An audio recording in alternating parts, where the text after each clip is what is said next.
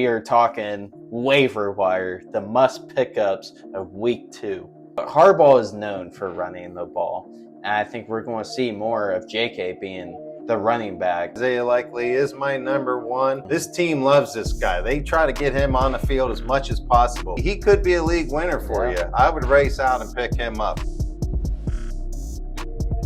What's up, everyone? Welcome back to Catching a Vibe. I'm your host, Drew. I'm joined by my co-host, Mike.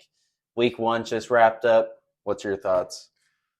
Yeah, it was some ups and downs. Some high-scoring guys and some guys really bombed out. Mm-hmm. You know, you had Marvin Harrison. Everybody was high on him. Yeah. First-round pick, and he put up, what, 2 1 points? point to 4. I mean, he really struggled, and so there was a bunch of guys that struggled in this week. So Yeah. that's why we're here for this week. We are talking waiver wire, the must pickups of week 2. There Absolutely. we go. So I'm going to start off this time. And at number 6 for me, it's funny, he wears this number 2. I'm going Baker Mayfield. Baker played outstanding against the Commanders. 80 completion percentage, 289 yards, and 4 touchdowns. He's rostered in 34% of leagues.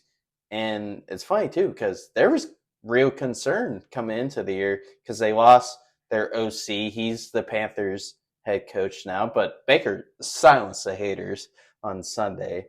I mean, him, Mike Evans, and Chris Godwin, they looked about the same or maybe even better than last year. Yeah, I was really impressed with Baker Mayfield. He looked extremely good. What do you think the Cleveland Browns were thinking right about now? Boy, did they screw up letting him go by. But yeah, I agree. Baker Mayfield is one of those guys you want to pick up and put on your bench, or maybe like Jordan Love was hurt. So maybe you need somebody to plug in there for this next week. So I think he's a very good pickup. Yeah. All right, number 5. I'm going with one of the Rams receivers. Puka got hurt. He's on injured reserve, so he's going to miss 4 games. And I think you got to grab either DeMarcus Robinson or Tyler Johnson. DeMarcus was on the team last year, and from week 13 to 17, he was putting up a consistent 12 points a week. And Sunday, he had 8 points, but he had 7 targets. So you know the opportunities are going to be there for him. Then Tyler Johnson, the guy who got cut from the Bucs, had 5 catches for 79 yards Sunday night. I mean, if you're weak at receiver, I think these guys are worth a shot with how the Rams offense is going to be one of the best offenses in the league. He's definitely worth a pickup. The Rams love dropping back and throwing the ball around. Puka being hurt. You don't know where he's going to be at as far as how many weeks. We think probably 4, maybe more. Who knows how bad the situation is. He come into the game or into the season from the camp with a knee injury. So, I would go with DeMarcus Robinson's just my thing because they spoke really highly of him in the camp and how he was doing it and how he solidified himself as the number 3 out there. So I put him a little higher, but Johnson ain't a bad pickup either. These are guys you want to stash on your roster. No doubt, no doubt. So number 4 for me, I'm going Justice Hill here. He's rostered in 3% of leagues, and the Ravens' offensive line is a big concern for me right now. Lamar had to check it down to Hill 6 or 8 times. He had 6 catches for 52 yards. Hill actually outsnapped Derrick Henry 43-37. I think that is insane. If you would have told me that Justice Hill would outsnap Henry, I think you were crazy and you need to be put in an asylum or something like that. I agree. I mean, watching that game, Justice Hill looked like the better running back on the team. I mean, he was in a PPR format. You want a guy that's out there catching the ball. This is all game script. I mean, if Baltimore falls behind, they're going to have to look around and throw the ball, and he's a good option for you. I agree. I definitely like Justice Hill. All right. My number 3, I'm going Rasheed Shahid here, the Saints receiver too. He's rostered in 48% of leagues, but this guy is such a boomer bust play for fantasy. But if you're in best ball league, he is a great option because he'll get you those long touchdowns. Sunday, he had 3 catches for 73 yards and a touchdown. Only 3 receivers on the team caught a pass. So he's going to get the opportunities. And Chris Olave, who? I mean, Rasheed Shahid Right. played way better in Chris He Olave. was definitely a bust for this week. Yeah, if you look at the scoreboard and you've seen the score was 47-10, you would have thought Chris Olave had a heck of a game. Yeah. And here, Rasheed is definitely a guy you want to pick up because he's a vertical threat. He loves stretching the field and going down there.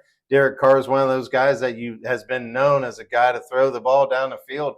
I think he's worth picking up and stashing on your bench in case he busts out. You got this guy on your bench. Get him in the lineup. Mm-hmm. All right, number 2. I'm going J.K. Dodman's here. J.K. sealed the game for the Chargers against the Raiders. He's rostered in 76% of leagues.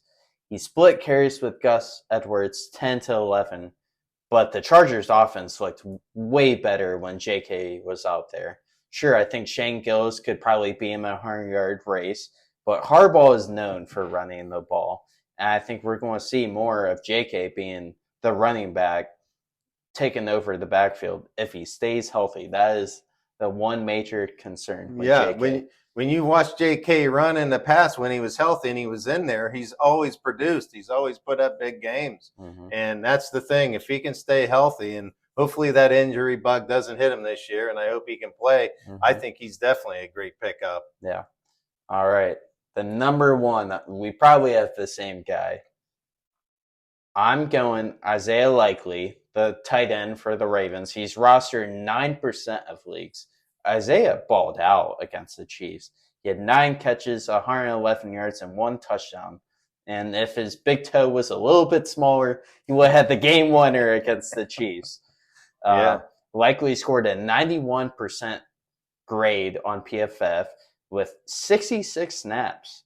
I think he's taken over tight end 1 from Andrews. Not saying Andrews is a scrub and he's worthless, but I just think Likely is the better player here. And I think he's the Ravens' biggest playmaker right now for him. Mm-hmm. He runs like a receiver and he's 6'6", so he's a mismatch. I agree with you. Isaiah Likely is my number 1. Like you hit, he was out 66 plays out of 80. Mm-hmm. This team loves this guy. They try to get him on the field as much as possible. They line him up at receiver. They line him up at tight end. I think he's a very important piece of this team. You want to have this guy, especially the way the tight ends bombed this week. Yeah. Kincaid, who else? There was a McBride, Kelsey, all the top Andrews. tier. Yeah, all the top tier tight ends didn't produce. This guy's lining up like a receiver and he's tagged as a tight end. He could be a league winner for you. I would race out and pick him up. He's definitely, I'd blow all my fab money, or at least most of it, on trying to get him on my team, especially the way the tight ends look this week. Yeah, no doubt. You have any other guys you want to shout out? I would say, and he's kind of a high roster, but not Zach Charbonnet from Seattle. Ken Walker got a little banged up. They're saying he's got some abdomen injury, and he looks good. I would kind of look around if he's on your waivers and you got a bench spot. I would try picking him up because if he gets his shot, he looks really good, and I think he could help your team out. All right.